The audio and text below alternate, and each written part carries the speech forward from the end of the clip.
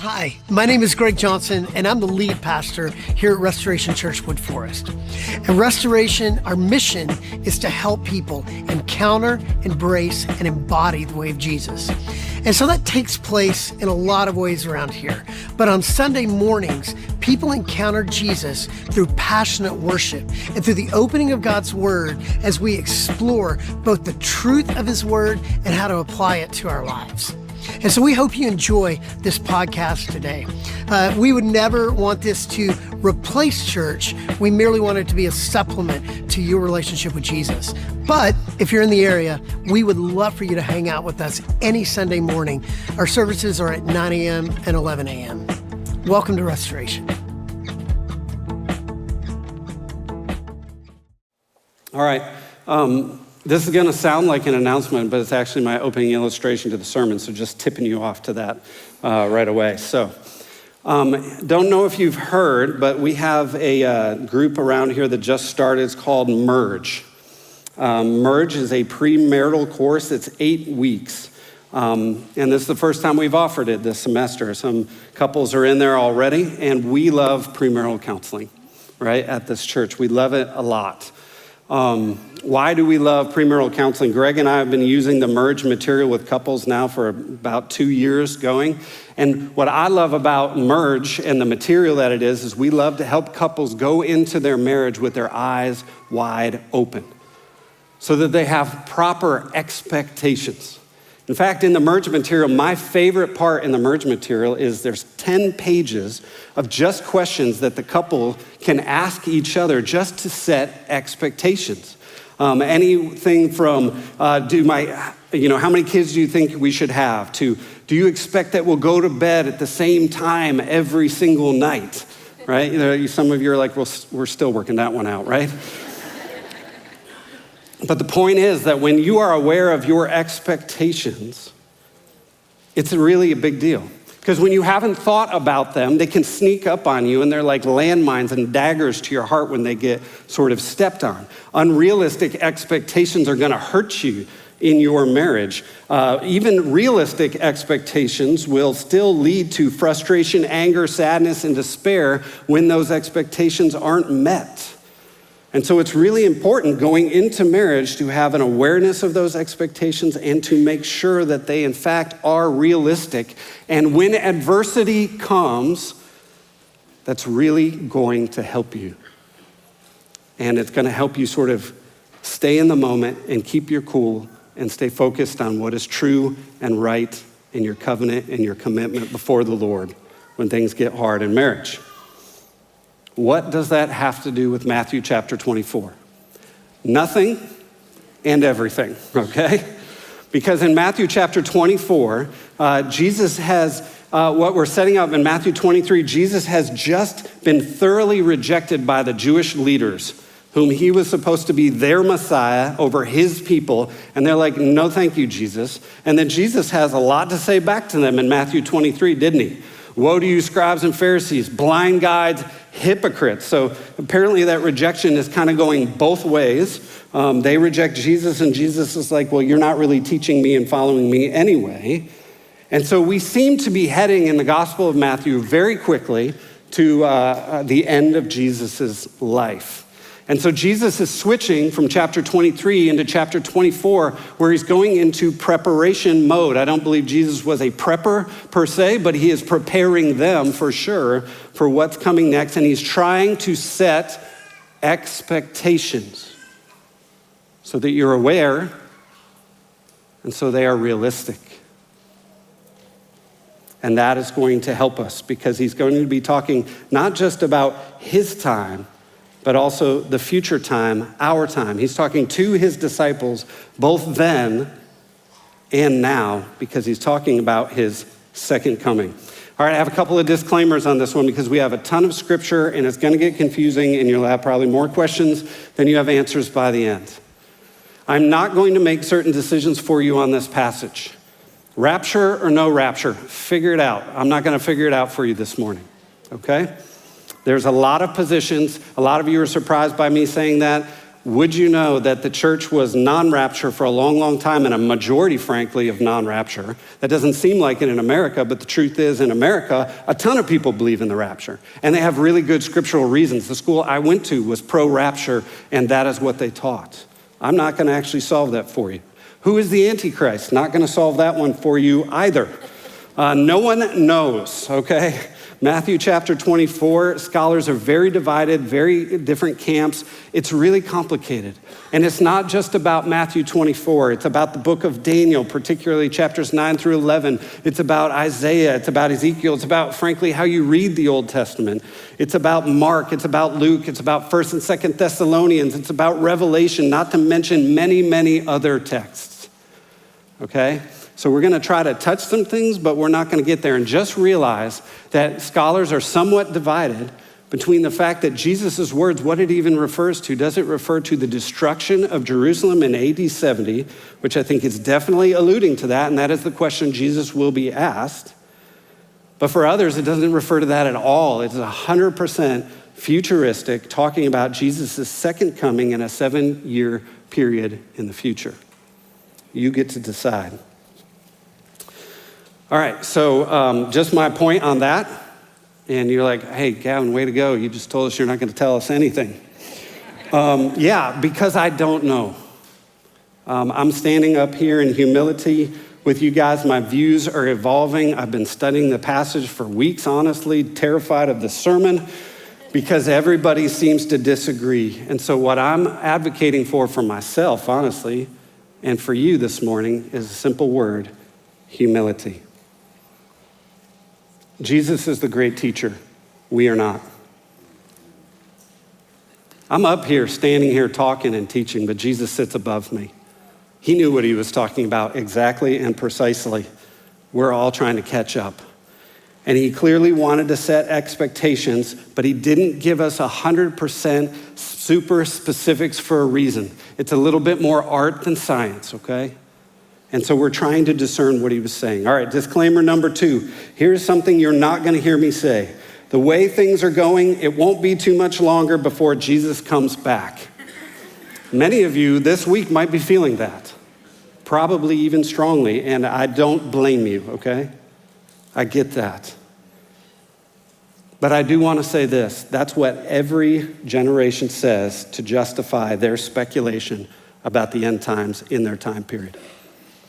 Back from Elvis's pelvis moving around on stage and everybody freaking out about what their children were watching, to Ozzy Osbourne, the Prince of Darkness, as his title went, as he bites the heads off of bats in concert, right? To Marilyn Manson in my generation. Let's not get started about how crazy that guy looked. To Sam Smith at the Grammys recently with a full-blown satanic presentation. Kind of crazy stuff. But hey, this is what I'd say: join the club. Martin Luther thought the Pope was his guy. Peasant revolt in Martin Luther's time, they said Jesus was coming back. They started a revolt and everybody died. Millerites in 1844 said Jesus for sure was coming back. And then guess what? Well, here we are, so he didn't, right? They called that the Great Disappointment. My mother, Jehovah's Witness, grew up Jehovah's Witness. 1914, World War I. It was supposed to be done then. Here we are.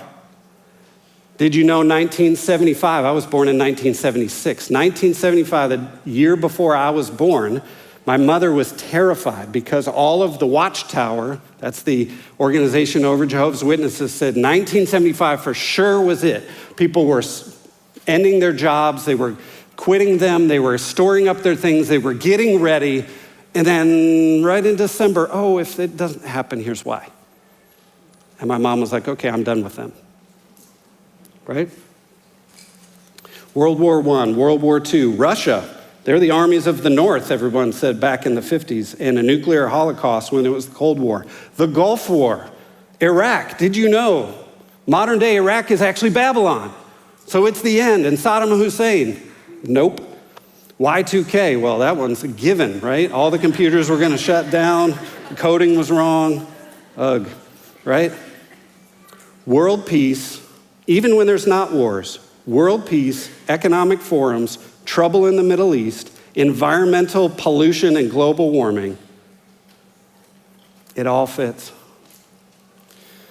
What about all the antichrists? Antiochus Epiphanes IV, back in the early days, back in the 100 ADs, the Muslim Ottoman Empire, Nero, various Roman emperors, take your pick of popes, Napoleon, Hitler, certain US presidents, the Rothschilds, and even poor Oprah, right? Here's a quote I want to put up on the screen for you. Hopefully it's there. If not, I'll read it. There we go. War fears or peace hopes. It makes little difference to the skilled prophecy interpreter. It can all be made to fit. Let that sink in for a minute. Okay, here's what I think is wrong about this quote. This comes, by the way, from a study from a gentleman out of Harvard who spent his time studying prophecy for whatever reason. And he calls his book, When Time Shall Be No More. And he just noted that everybody seems to find the end of time and the Antichrist about 20 years from their time period in every time period. So he obviously has a bit of a skepticism. So here's what I think he gets wrong.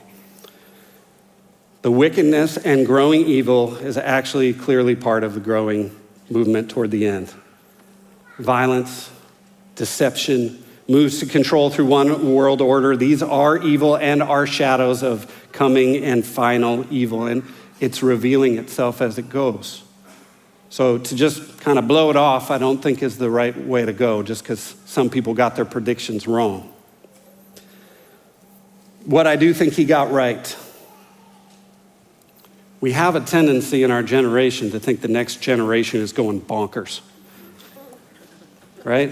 The boomers judged the Gen Xers. The Gen Xers really gave the millennials a really hard time. The millennials are giving Gen Z a hard time, and on it goes. And man, we are just going down a path, aren't we? And that's not to minimize or say that hard things are happening. There were hard things that happened this week that are very concerning. It is very disturbing. Some of you may even be here today because of that. So here's the thing. Famously, a guy said it this way. He said, you know what? They were in a debate about the end times, and the one scholar said to the other scholar, they said, hey, do you know that Jesus said you're not going to know the day and the hour? And that guy goes, yes, I know he said that. I know I don't know the day and hour, but I do know the month and the year. That was in 1988, and guess what? He was wrong. So all that to say, Jesus is trying to set our expectations. We're going to look at the environment that Jesus is talking about so we can become aware and realistic. And the point of why Jesus is going to tell us about the future is not to stir up fear, not to bring you into anxiety and panic, but actually so fear doesn't get a hold of you. So you actually see it coming, so you're ready, so you can endure. All right, we're going to get into the text. That was a lot of disclaimers. I just felt like I needed to do it. We're going to go fast, guys. I'm sorry. We can maybe have a separate class on this. You can ask me about it later. But there's a lot of verses to get through, so blame Greg, and it'll be fun. All right, so Matthew chapter 24, verses 1 through 3. We're just going to go fast. Here we go. All right, Jesus left the temple and was walking away with his disciples, and his disciples came up to him to call his attention to its buildings, the temple buildings. Do you see all these things, he asked. Truly, I tell you, not one stone here will be left on another. Everyone will be thrown down. As Jesus was sitting on the Mount of Olives, the disciples came to him privately, and they said, tell us, they said, when will this happen, and what will be the sign of your coming and of the end of the age? Okay, the setting of this passage is really important. Jesus has just had a prophetic judgment speech against the religious leaders of Israel, and it culminated in verse 38 of the previous chapter when Jesus said, look, your house is left desolate. He used that word very specifically. Talking of the temple, he said, look, your house is desolate to the religious leaders. Jesus was speaking about desolation of the temple, and what that means. Desolation means to be deserted, to be uninhabited. It means Jerusalem and the temple are going to be judged and destroyed. The disciples heard all of that, which is interesting because as they're walking away, it's a little strange that they're remarking to Jesus about how amazing the temple and its buildings are. And believe me, the temple, if you've never been there and it's only part of it left, is actually amazing. It was one of the 7 wonders of the ancient world. People from all over talked about what an incredible building project it was and Herod the Great's skill in building it. You can go there today and see the stones that Herod put in place, some of which weigh 2 to 5 tons. One of the stones is 40 feet long and 400 tons in weight. This is no small thing. It's a huge complex. You can look at the pictures. We might even have one in a bit. Not right now, though. So the disciples hear all of that. They're looking at the buildings. They're going, man, this is going to be cool because remember, the disciples have no idea about Jesus' crucifixion at this point. We're all in the know. They are not. They don't know. Even though Jesus has kind of warned them about that, they don't seem to be getting it. So when Jesus is going to be talking about his second coming and all of that language, they're kind of thinking like, now? Like you're going to finally show up as the Messiah we expected, as the conquering hero that we expected. And I think that the disciples are thinking like, hey, we're going to be in control of all these awesome buildings. Isn't it going to be cool when we're running this show at some point? And he's like, Jesus, look at all this great construction. Isn't it going to be awesome when we take over? Jesus' response is, hold the phone, guys. Let's just relax for a minute. You guys have this expectation that we're going to ride off in victory and ride off into the sunset. Let me just tell you about that temple that you're so impressed with. It's going to get razed to the ground. That would have been really hard for them to hear. Remember, they grew up Jewish. The temple is the center of their religious life. And here's the truth. Jesus' prophecy is dead on. In AD 70, the Roman general Titus came, laid siege to Jerusalem, and totally wiped it out. It's why the temple looks like it does today, because Rome came in and completely wiped it out. And it was such a big deal in the ancient world that you can go to Rome today, go to the ancient center, and there is an Ark of Titus there. On the Ark of Titus are various pictures of the destruction of Jerusalem and their celebration over their victory, which, by the way, the destruction of the Jewish temple funded another construction project that was very important that you all know, called the Colosseum. The Colosseum, a place of murder and theater over dying people. A celebration of death of one people to continue celebrating death in Rome. Celebration of death, I think you would agree, especially this week, is pretty ugly.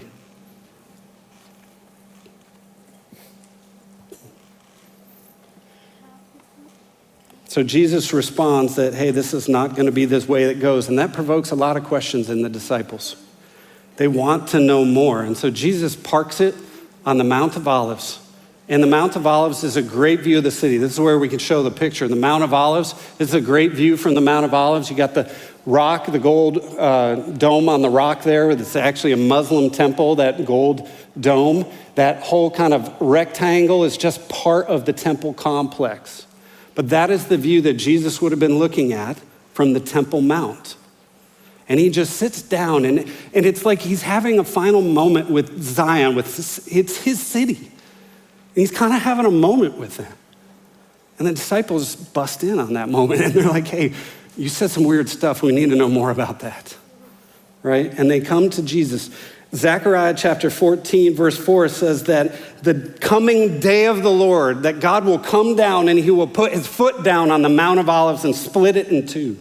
And so Jesus sitting on the Mount of Olives, thinking about what's coming next in the future, it's a very appropriate setting to have this conversation with his disciples. And they ask him two questions, essentially. You can kind of make it into 3, but the Greek leans toward 2. When will the temple be destroyed?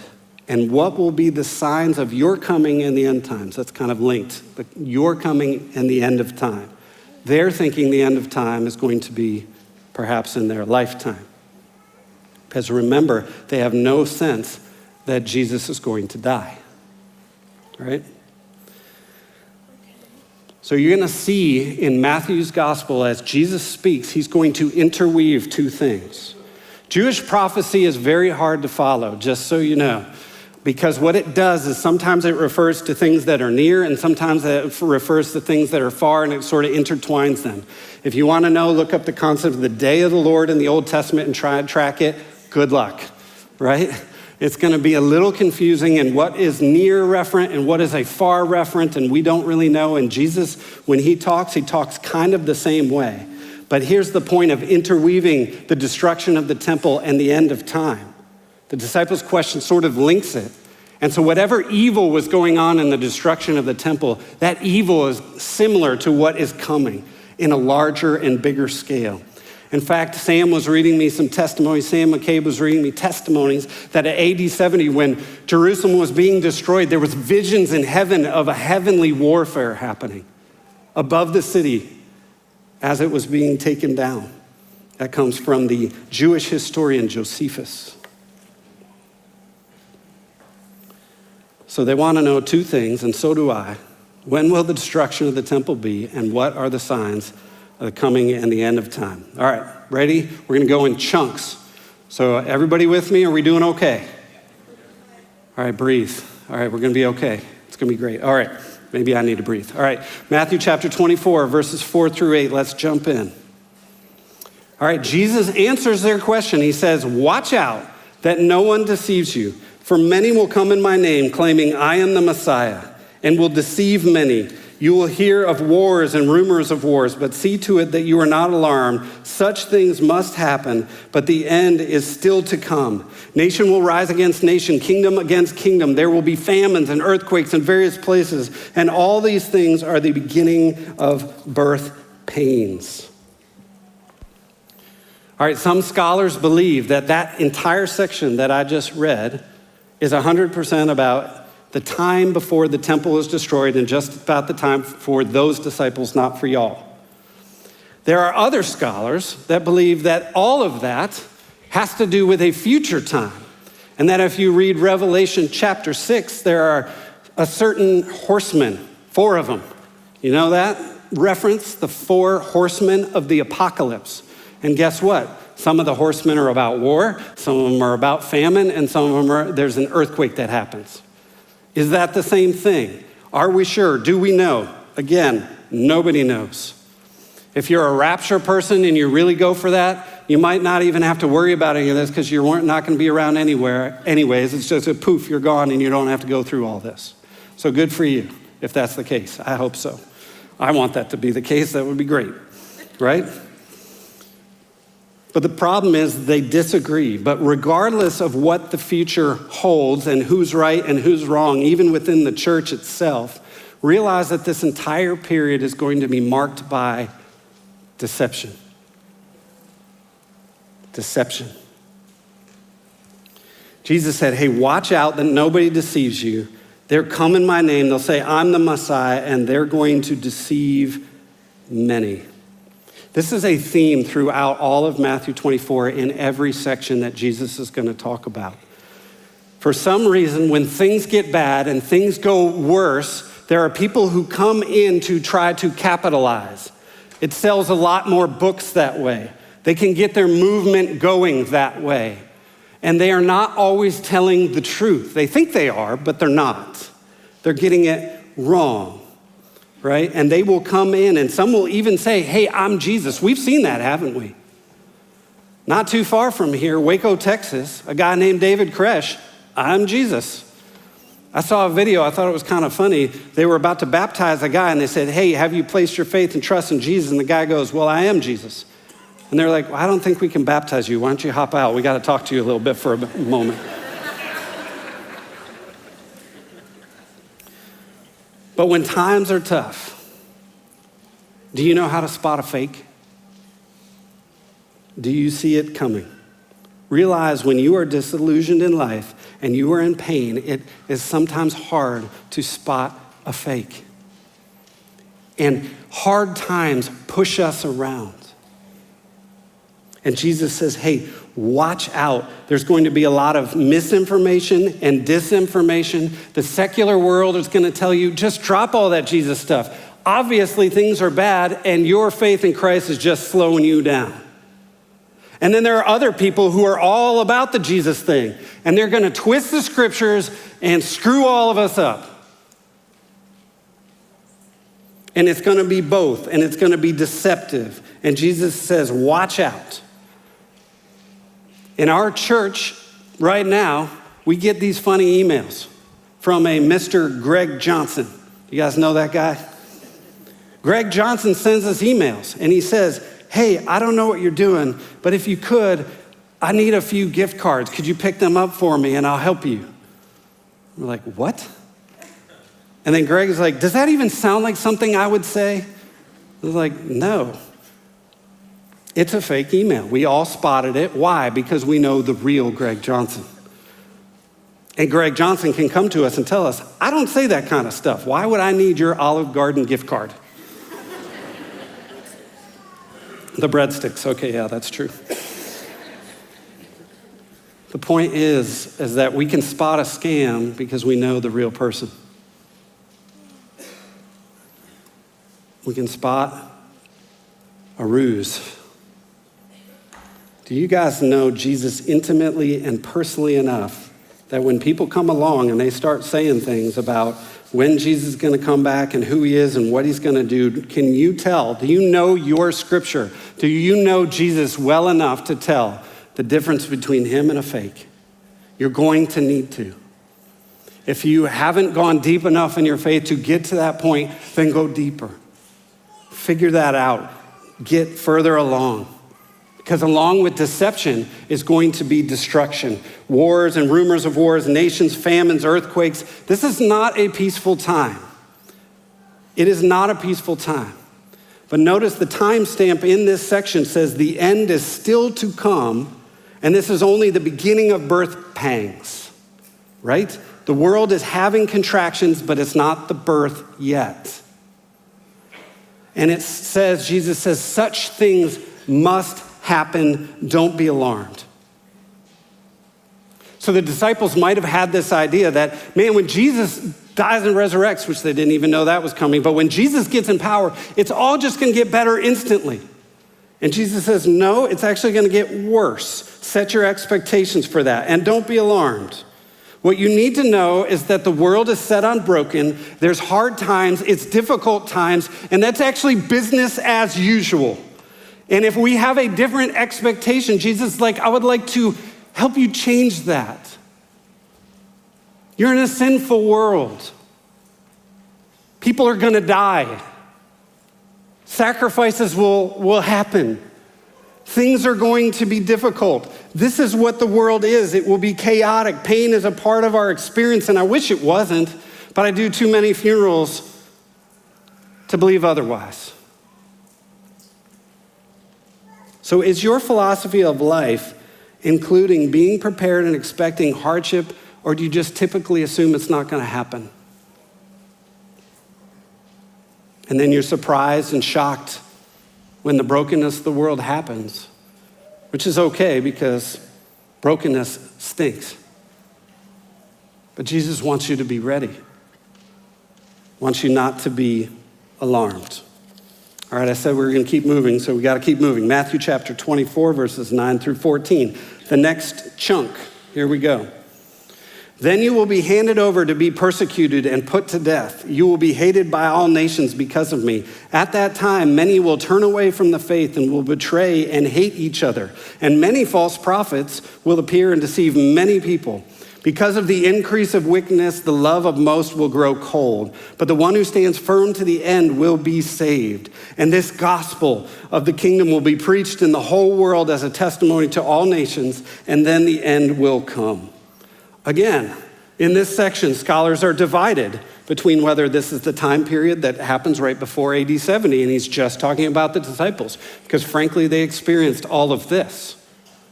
Or is he talking about all disciples and this is the period going all the way up to the end of time? They are divided. But here's what we know. Persecution.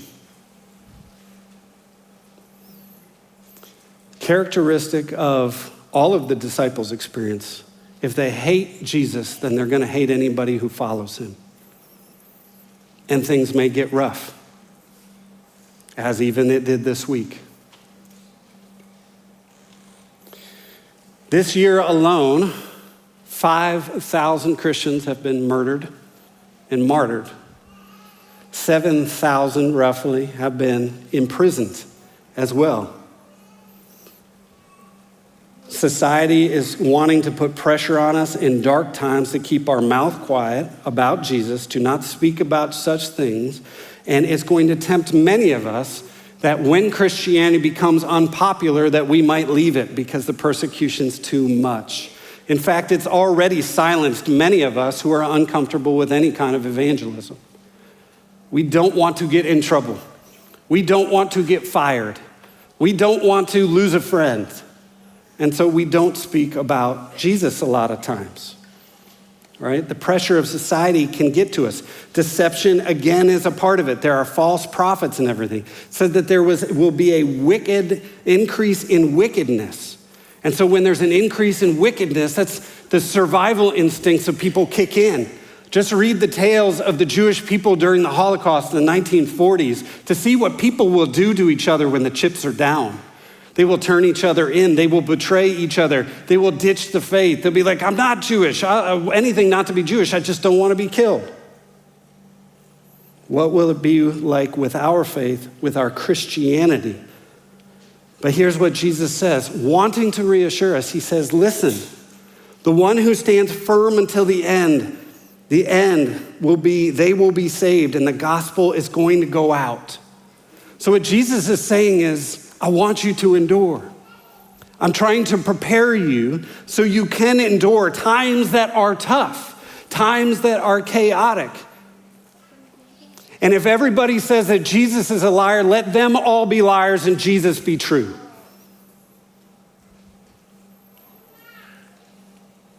Jesus is not only right when everybody's on board. He's right all the time. He's going to prove it in a second in this passage, that he's right all the time. And anybody who thinks he's wrong will go, whoops.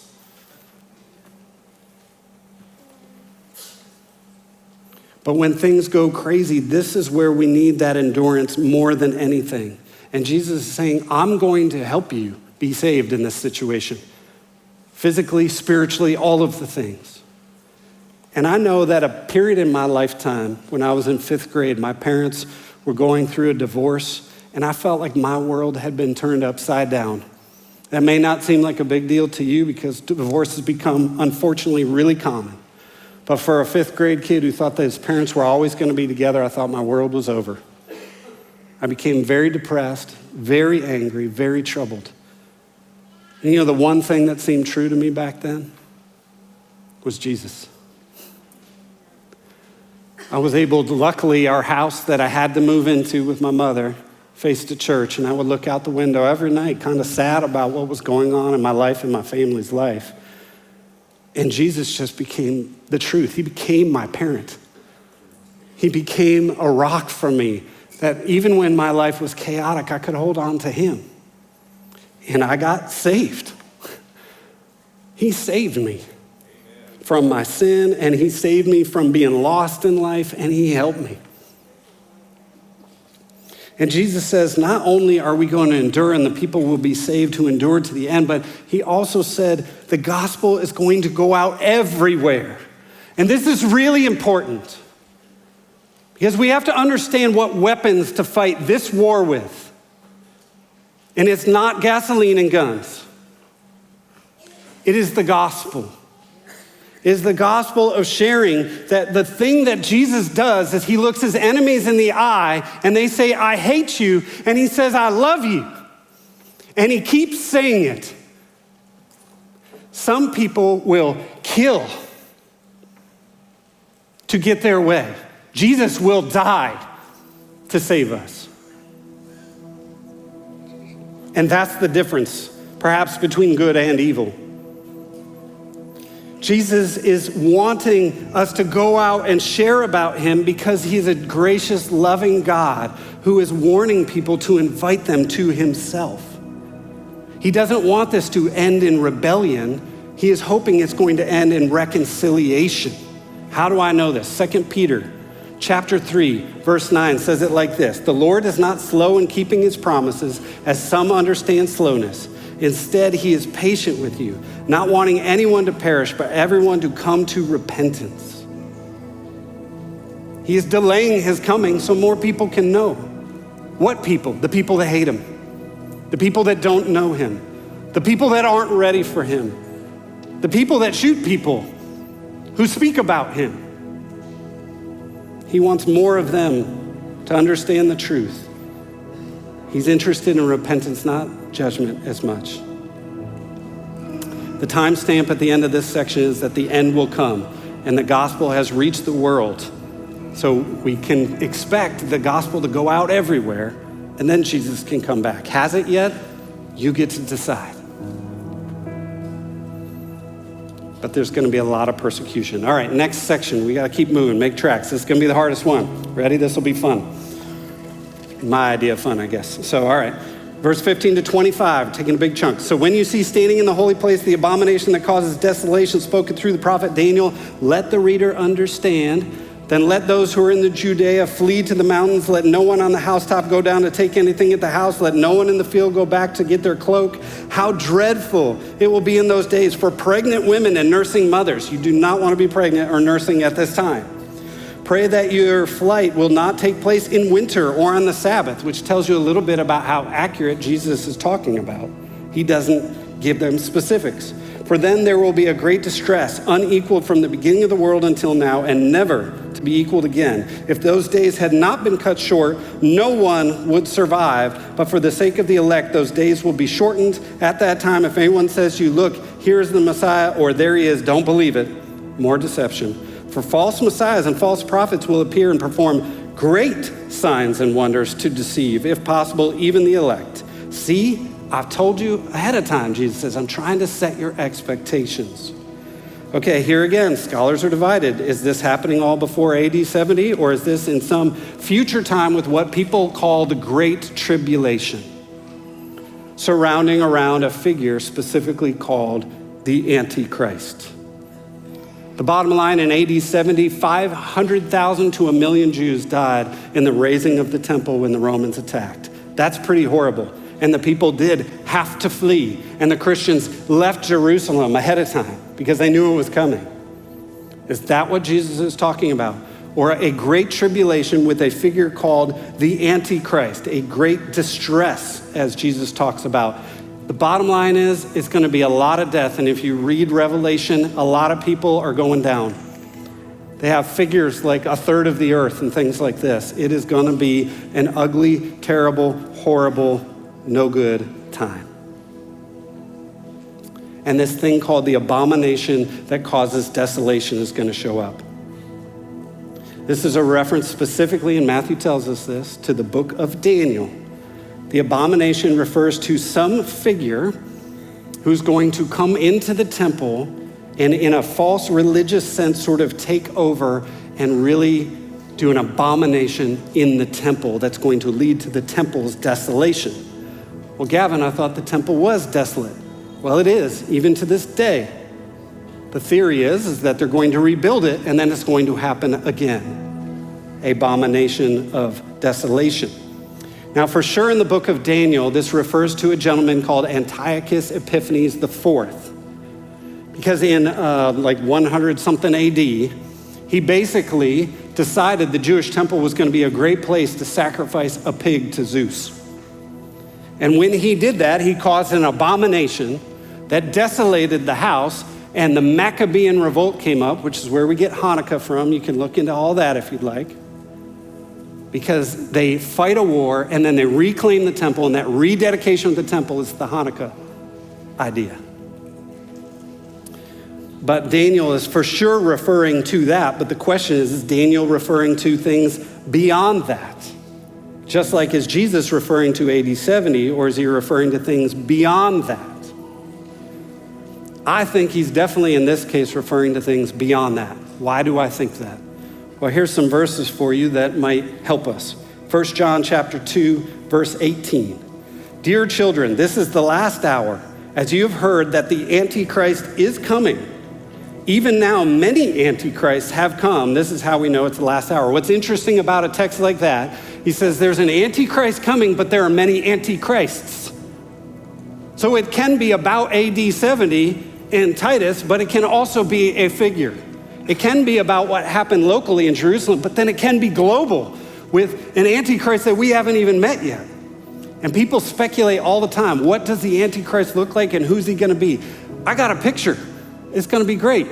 Oh look, there he is, right? It's a painting, famous painting, kind of looks like Jesus, but see how the devil's whispering in his ear. He looks like Jesus, but he's controlled by the enemy. He's using religious things to control the world.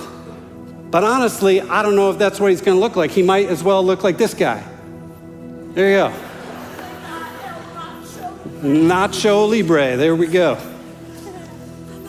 Jack Black, he looks sinister. I don't know, he could be. But that's how speculative it has become, almost like a joke. We have no idea. We have no idea. I love Nacho Libre. Daniel chapter 9, verse 27 talks about this Antichrist, and it's an interesting passage. You can look it up, and you guys can study all this on your own. He, this person, this Antichrist figure, will confirm a covenant with many for 7-year period. In the middle of the 7, halfway through that 7-year period, he will put an end to sacrifice and offerings, and at the temple he will set up an abomination that causes desolation until the end that is decreed is poured out on him. Read the book of Revelation. You have the beast and the false prophet and deceiving people, and there's a whole thing. Sorry, we can't get into all of that today. The Apostle Paul, 2 Thessalonians chapter 2, verses 3 through 4 says, don't let anyone deceive you in any way, for that day will not come until the rebellion occurs and the man of lawlessness is revealed, the man doomed to destruction. He will oppose and will exalt himself over everything that is called God or is worshiped, so that he sets himself up in God's temple, proclaiming himself to be God. I think it's coming. Seems like all those guys did. Here's something I want you to know about this, though. Evil, to do its worst, has to look its best. It's a very shameful thing for evil.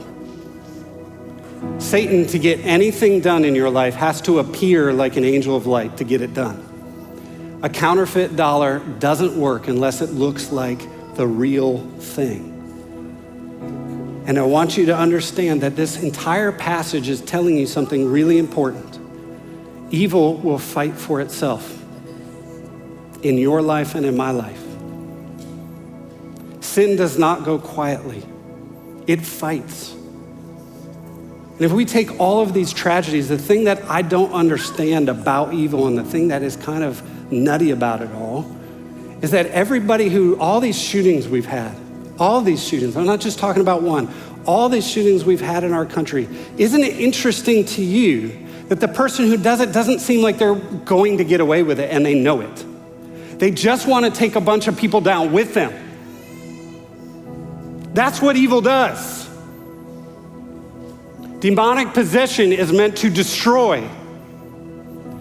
Satan and the Antichrist is pulling us down. He knows he's not going to win. He just wants to take a bunch of people with him. The sin that is in your life right now is not helping you, it's only hurting you. In regeneration, I say, my name is Gavin. I have a new life in Christ. I'm in recovery from lust, pornography, people-pleasing, and resentment. And when I say that, none of those things in my life are good. They're only sabotaging me and hurting me and pulling me down. They are self-sabotage. And the Antichrist loves that game. And so he's going to be in there with you. But just when it seems like everything seems totally wacky, and out of control, it seems like God's in full control. He goes, hey, I'm just going to cut that time short. It looks really bad. It looks like it's really hard. But listen, I'm not going to let evil win, and it will not rage forever. The brokenness of this world will come to an end at a point. Right now, though, in that time period, the best thing for you, get out of Dodge. He says, run to the hills. It's not a time to fight. It's a time to hide up in the hills and pray to Jesus and let him do the fighting for you. The timestamp, we have no specifics. All right, the last section of Jesus' teaching, Matthew 24, verses 26 to 31. This is where it gets good. So if anyone tells you, there he is out in the wilderness, do not go out, or here he is in the inner rooms, do not believe it. For as lightning comes from the east and is visible even in the west, so will be the coming of the Son of Man. Wherever there's a carcass, there the vultures will gather. That's a little dark. Verse 29, immediately after the distress of those days, the sun will be darkened, the moon will not give its light, the stars will fall from the sky, and the heavenly bodies will be shaken. And then will appear the sign of the Son of Man in heaven. Then all the peoples of the earth will mourn when they see the Son of Man coming on the clouds of heaven with power and great glory. Think about how many times we sang, holy, holy, holy this morning. And he will send his angels with a loud trumpet call, and they will gather his elect from the four winds, from one end of the heavens to the other.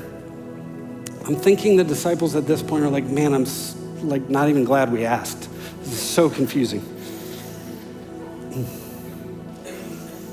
Bottom line is, Jesus is telling you and I, this is not going to be subtle when he shows up, and you won't miss it. So all the prognosticators, and if you're caught up on that, I'd really ask you to check yourself.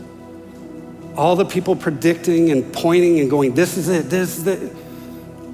And you're not going to miss it. It's going to be like lightning in the sky. You're going to see it.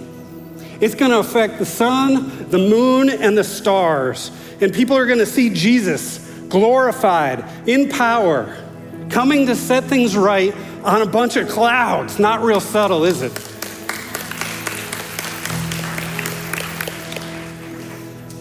And this is the moment.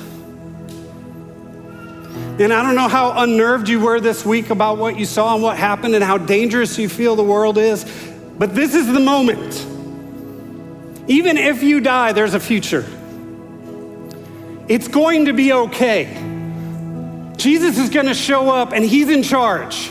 Nothing is out of his control, and he will come as a king would come, riding on the clouds. And they're all going to say, holy. Every knee will bow, every tongue will confess. We just sang about that earlier this morning. Jesus is the Son of Man. He is divine. And you know what? In that day, there's no more debate. There's no more college campus debates. There's nobody asking about this truth or that truth. It's just going to be clear. It's done. The discussion is over. There's truth and there is evil. And it will all be revealed and seen. And Jesus is going to help us in that moment.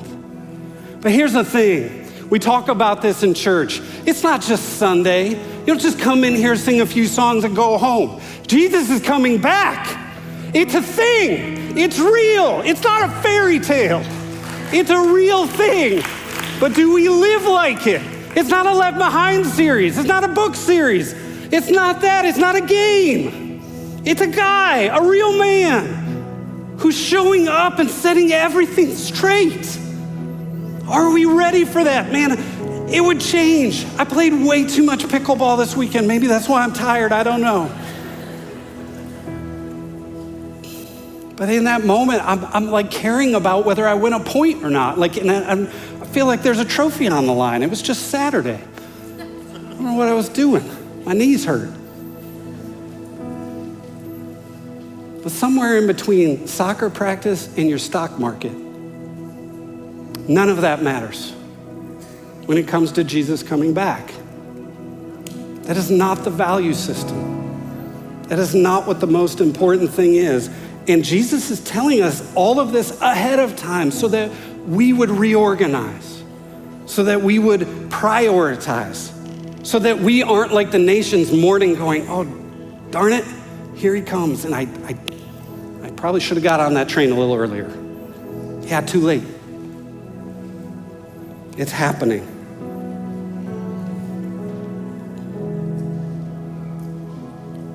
Matthew 24, verse 32 to 35. It's kind of a weird anticlimactic ending, but Jesus lands this way. He says, now learn this lesson from the fig tree.